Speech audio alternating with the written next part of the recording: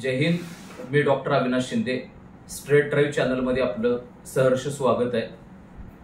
उद्या 4 जून लोकसभा निवडणुकीचा निकाल आणि या निकालाच्या पूर्वसंध्येला मी हा व्हिडिओ खास तुमच्यासाठी करतोय.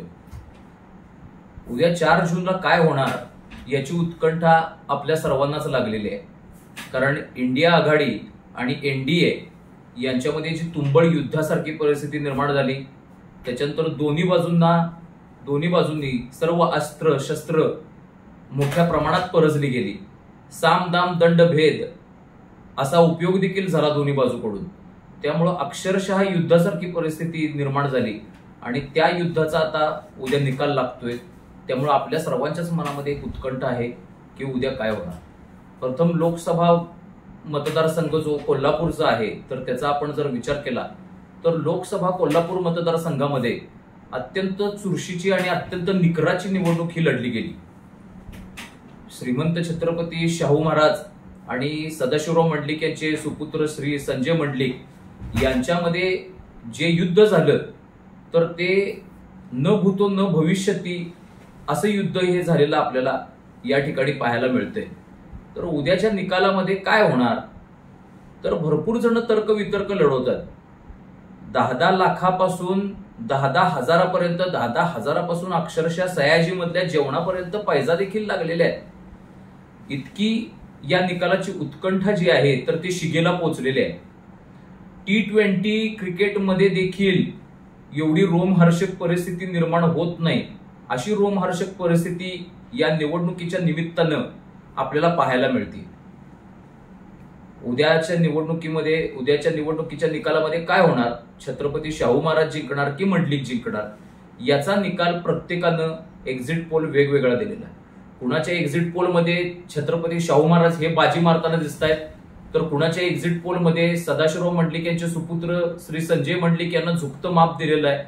तर माझा स्वतःचा अंदाज असा आहे की इथं किती जरी निकराची परिस्थिती किंवा तुंबळ युद्धाची परिस्थिती निर्माण झाल्यासारखी दिसत असली, तरी श्रीमंत शाहू छत्रपती महाराजांना थोडासा काकणभर सरसच ते ठरतील असं मला या निमित्तानं वाटतंय. कारण कोल्हापूर मतदारसंघामध्ये एकूण 6 विधानसभा मतदारसंघाचा समावेश होतो. त्यापैकी कोल्हापूर उत्तर हा जो मतदारसंघ आहे, विधानसभा मतदारसंघ, तर हा काँग्रेसचा गड मानला जातो. हा प्रथम शिवसेनेचा मतदारसंघ होता. अगदी दिलीप देसाईंच्या कालावधीपासून अलीकडच्या कालावधीपर्यंत जर म्हटलं तर राजे क्षीरसागरांच्या पर्यंत हा जो मतदारसंघ होता, तर हा हिंदुत्ववादी समजला जात होता. आणि हा मतदारसंघ नेहमी शिवसेना प्रमुख बाळासाहेब ठाकरे यांच्या विचारांना प्रभावित झालेला मतदारसंघ होता. त्यामुळे या मतदारसंघानं नेहमीच शिवसेनेला झुकतं माप दिलेलं आहे. परंतु काही 2 निवडणुका जर झाल्या पाठीमागच्या वेळेला, तर त्यावेळेला परिस्थिती पूर्णपणे वेगळी कोल्हापूर उत्तर विधानसभा मतदारसंघाचा आपला विचार करता जर राहिला वेगळी झालेली आहे. कोल्हापूर उत्तर विधानसभा मतदारसंघामध्ये बावडा नावाचा जो विभाग येतो, तर तो बंटी पाटलांचा गट राहिलेला आहे. त्या बावड्याच्या मतदारसंघातून काँग्रेसच्या उमेदवाराला हमखास 5 ते 7 हजारापर्यंत मताधिक्य मिळतं, असा आजपर्यंतचा गेल्या 2 निवडणुकांचा इतिहासच राहिलेला आहे. त्यामुळं कोल्हापुरात बावड्यातून येतानाच काँग्रेसचा किमान 5 ते 7 हजारांचं लीड घेऊनच येतो. कोल्हापूर मतदारसंघातली डेमोग्राफी जी आहे तर ती झपाट्यानं बदललेली आहे, झपाट्यानं बदलत आहे. आता दलित वस्त्या आणि मुस्लिम वस्त्या यांच्यामध्ये मतदानाची टक्केवारी वाढत आहे आणि त्यांची संख्या पण वाढलेली आहे. जयश्री जाधव यांच्या पोटनिवडणुकीचा जर आपण विचार केला, तर जयश्री जाधव आणि नाना कदम यांच्यात जी पोटनिवडणूक झाली, तर त्याच्यामध्ये बावड्यामधून जर आपण आलो तर बावड्यामध्ये लीड जवळजवळ 7 हजाराचं घेतलेलं आहे काँग्रेसच्या उमेदवारानं. आणि दलित वस्त्या आणि मुस्लिम वस्त्या यांच्यामध्ये ते लीड जवळजवळ 13 हजारापर्यंत गेलेलं आहे. म्हणजे काँग्रेसचा उमेदवार जवळजवळ 20 हजाराचं लीड घेतोय.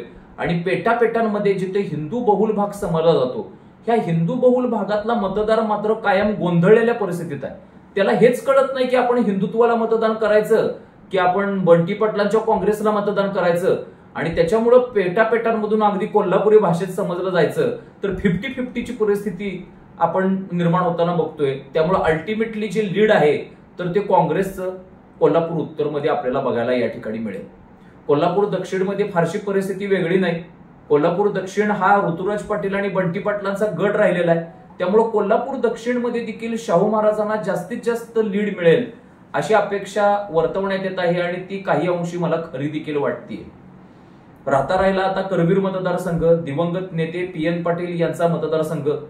PN साहेबांनी जी मेहनत केली छत्रपती शाहू महाराजांसाठी, त्यांनी दिवसरात्र एक केला. नाही म्हटलं तरी 70 ते 80 हजाराचं लीड करवीर मतदारसंघातून शाहू महाराजांना मिळेल अशी एक माझा अंदाज आहे, अशी माझी एक शक्यता मी वर्तवून पाहतोय या ठिकाणी. त्याच्यानंतर कागल मतदारसंघ असेल आणि चंदगड मतदारसंघ असेल, इथून मंडलिकांना लीड मिळेल, परंतु ते किती मिळेल याच्याविषयी अस्पष्टता आहे. आता हा जो सामना येतो तो पूर्णपणे राधानगरी मतदारसंघामध्ये येऊन ठेपतो आणि राधानगरी मतदारसंघातून जो कोणी लीड घेणार, कारण करवीर मतदारसंघातून जे लीड घेणार तर ते तुमचं कागल मतदारसंघ फेडू शकेल. त्याच्यानंतर कोल्हापूर आणि दक्षिण मतदारसंघातून जे लीड घेणार ते तुमचं चंदगड जरा फेडू शकेल. परंतु राधानगरीतून जो लीड घेणार उमेदवार तो 100% विजयी होणार आणि राधानगरी विधानसभा मतदारसंघातून KP पाटील असतील, प्रकाश आंबेडकर असतील. प्रकाश आंबेडकर यांना गेल्या वेळेला 1 लाखापेक्षा जास्त मतं मिळालेली आहेत. KP पाटलांना 2 क्रमांकाची म्हणजे 87,000 असं काहीतरी मतदान मिळालेलं आहे. आणि हे 1 नंबरचे आणि 2 नंबरचे जे उमेदवार आहेत ते दोन्ही देखील महायुतीच्या बाजूने आहेत. तरी तिथं छत्रपती शाहू महाराजांच्या नावाचा करिश्मा आणि त्यांच्या नावाविषयी आणि वयाविषयी असलेला आदर आणि राजश्री छत्रपती शाहू महाराजांची जी पुण्याई आहे, उदाहरणार्थ धरण बांधलंय त्यांनी, तर ती जनता विसरलेली नाहीये. आणि त्याच्यामुळे राधानगरीचा जो भाग आहे तर तो छत्रपती शाहू महाराजांच्या पारड्यामध्ये आपलं मत टाकेल असं मला या ठिकाणी वाटतंय. त्यामुळे छत्रपती शाहू महाराज हे विजयी होतील आणि विजयी होताना मताधिक्याची पण त्यांना काही अडचण येणार नाही. आणि सुरुवातीच्या कालावधीमध्ये वाटणारा निकराचा जो सामना आहे तर तो किमान 70 ते 80 हजार किंबहुना 1 लाख फरकानं देखील शाहू महाराज यांच्याकडून जिंकला जाईल असं मला या ठिकाणी वाटतंय. पलीकडच्या हातकणंगले भागामध्ये परिस्थिती फार वेगळी आहे. हातकणंगले भागामध्ये तिरंगी लढत आहे. या तिरंगी लढतीचा फायदा कुणाला मिळेल याच्याविषयी सध्या काहीच सांगता येत नाहीये. तरी पण शिवसेना उबाटाचे उमेदवार जे सत्यजित पाटील आबा असतील यांचा वरचष्मा जरी या मतदारसंघामध्ये जाणवत असला तरी राजू शेट्टी आणि धैर्यशील माने हे देखील तितकेच मातब्बर उमेदवार आहेत. परंतु पहिल्या टप्प्यामध्ये राजू शेट्टी यांनी जी आघाडी घेतली होती, क्रमांक 1 आणि क्रमांक 2 चे उमेदवार होते, ते बदलत्या राजकीय परिस्थितीमध्ये क्रमांक 3 वरती फेकले गेलेले आहेत. आणि 1 क्रमांकाची लढत आणि 2 क्रमांकाची लढत ही क्लिअर कट धैर्यशील माने आणि उबाटा गटाचे सत्यजित पाटील आबा यांच्यामध्ये ही झालेली आहे. आणि माझ्या मते धैर्यशील माने यांचा या निवडणुकीमध्ये थोडासा वरचष्मा मला जाणवून येतोय.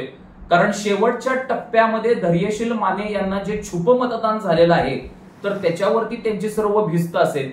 त्यामुळे सुरुवातीच्या कालावधीमध्ये आबांचा करिश्मा जरी दिसत असला तरी शेवटच्या टप्प्यामध्ये धैर्यशील माने ही जी निवडणूक आहे ही काढतील असं मला या ठिकाणी वाटतंय. हा झाला माझा वैयक्तिकरित्या एक्झिट पोल किंवा आपण अंदाज म्हणूया.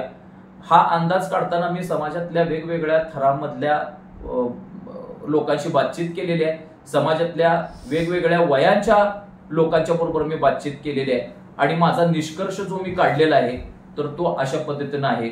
बघूयात आता हा निष्कर्ष कितपत सत्य ठरतो. 4 जून ही तारीख उद्याच आहे. आता काही तासांचा अवधी शिल्लक आहे तर त्यावेळेला बघूया की माझा अंदाज जो आहे आणि सर्वंकष जो एक्झिट पोलचाच अंदाज आहे देशभरातला तो कितपत अचूक ठरतो आणि राज्यामध्ये कुणाचा वरचष्मा जाणवतोय आणि वरती केंद्रामध्ये मोदींचं सरकार बनतंय की नाही याच्याविषयी आपल्या सगळ्यांच्या मनामध्ये उत्कंठा जी आहे तर ती उत्कंठा आता शिगेला जाऊन पोचलेली आणि त्याचा निकाल उद्या या ठिकाणी लागतोय. परत भेटूया पुढच्या व्हिडिओमध्ये. आणखी काही नवीन विषयांवरचे मी व्हिडिओ करतच राहील आणि तुमच्या भेटीला येतच राहील. जय हिंद, वंदे मातरम.